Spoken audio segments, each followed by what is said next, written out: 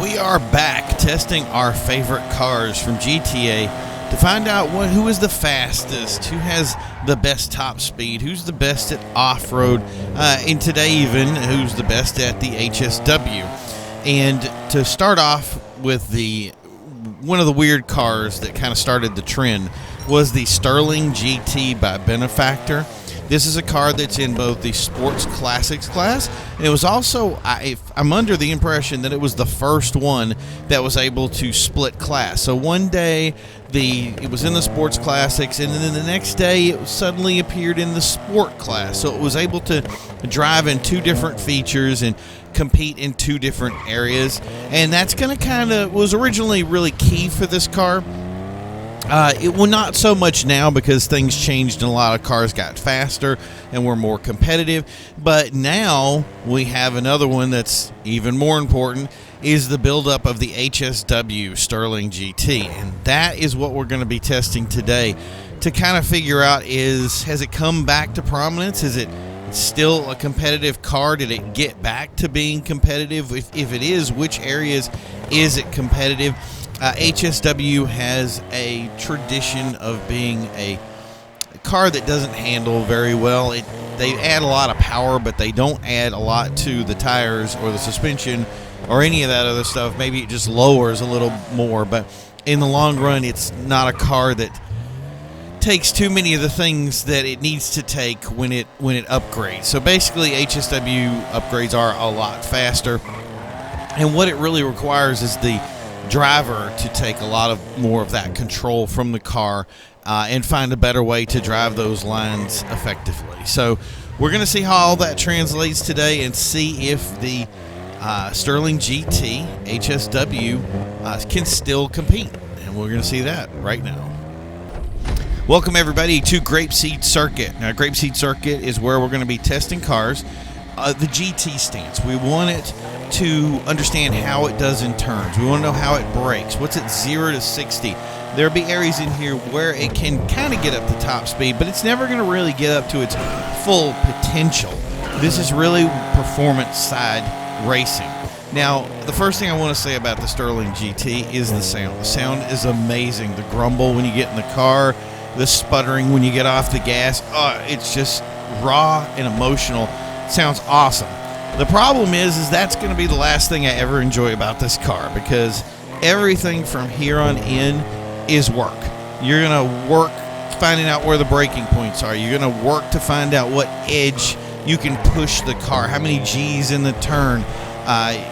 All this other stuff that goes into it is just going to be torture. And the car doesn't feel consistent. Sometimes it feels like it changes because its power curve is so odd and off in the corner. So the Stirling GT is going to be work. So if you're not somebody that can't really race up to speed, or you don't know how to really push something, or basically you have to be the driver in this and it's all up to you. Don't leave anything to do with the car. If you're the kind of person that can't do that, this car isn't for you. But that's the thing is it's the Stirling GT, and the things I'm about to tell you may want to put in the work down the road. And the reason is because if you learn all that work for the Stirling GT, it pays off. It was close to a second faster, both in the Sports Classic and in the Sports class. Not crazy faster, but definitely faster. And when it comes to things like catch up, or something's on that's causing you to be a little bit slower, or you're facing somebody who's not as good on the track as you, that's going to be huge. And it's definitely a winning car, which I think is crazy to have a car that falls into both areas. It can do both things very well.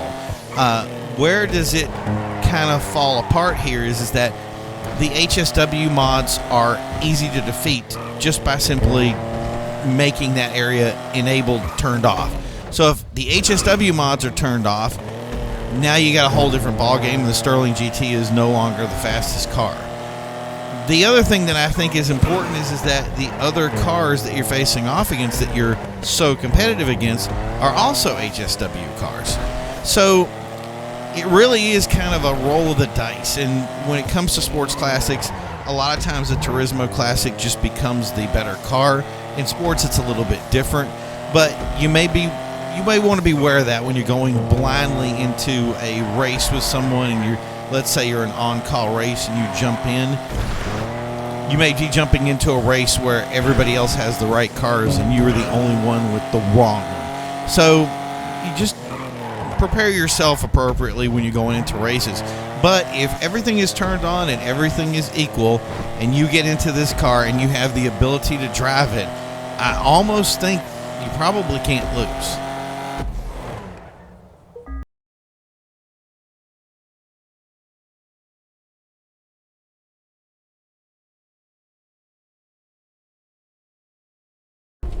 On to Route 68. Now, this is where we're going to test the top speed of the car. But before we do that, I mean, look at the car. That's just amazing with that industrial-looking yellow with the recessed patina look to it. I don't know. You guys tell me in the comments what you guys think about it. I think the car looks incredible. The wheel, by the way, does add aerodynamics in the back the same way a spoiler does, so it's something you probably want to be made aware of.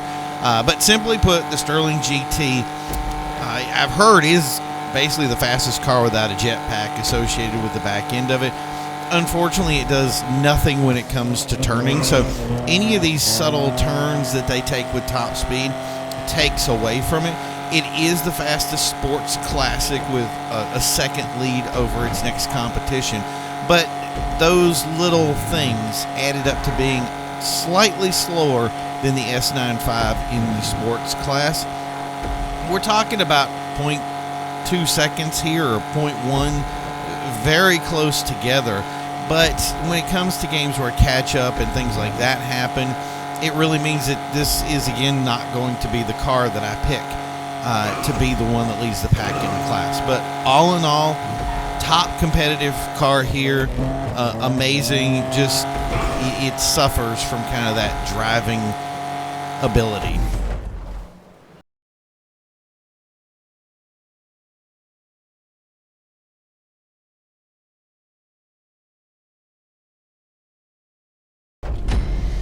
Last but not least, we have to test it with the HSW upgrades, and that is the track in the Grove, which we think is kind of the best to fit everything in.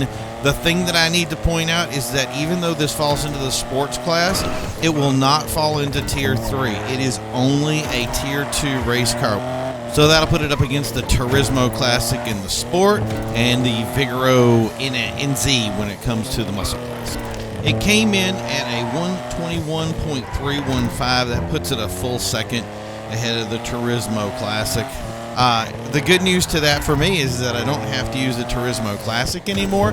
I think it's kind of unfortunate that even though I won a lot of races with the new car, I didn't realize how much faster the Stirling GT was.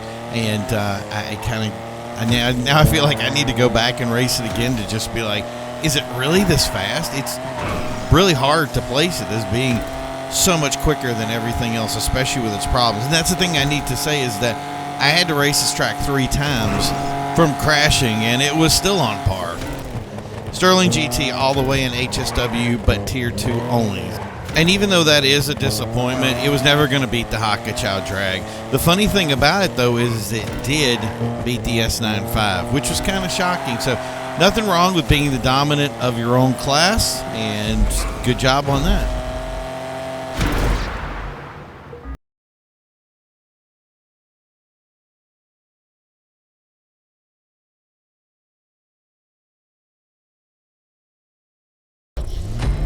And last but not least, we're back to Going Down. Going Down is going to be testing the off-road capability of the Stirling GT. And it kind of looks with this livery like it would fit right in with the off-road world. Unfortunately, all the negatives that it has in regular racing all really come back to haunt it dreadfully here. The steering just doesn't work. From over to under, it doesn't want to turn right. It gets very loose. It's hard to control. Anytime it goes a little bit off the dirt into the grass, it wants to lose handling. It is a handful and a half when it comes to dirt. And you know what? That's just part and parcel of it. I thought it might be able to kind of muscle its way through and be the fastest, which I find it funny that in the sports classics, the Turismo is way faster than it. With the sports class, the Issy Club there, that was the fastest, and it just crushes it. But yeah, I thought it was going to do a lot better because of its heaviness. But like I said, the handling issues of it were just too much to keep it rooted to the ground. And the dirt today dominated and beat it in its probably what felt like its natural element. So yeah, definitely if dirt is in play, you probably want to choose something else.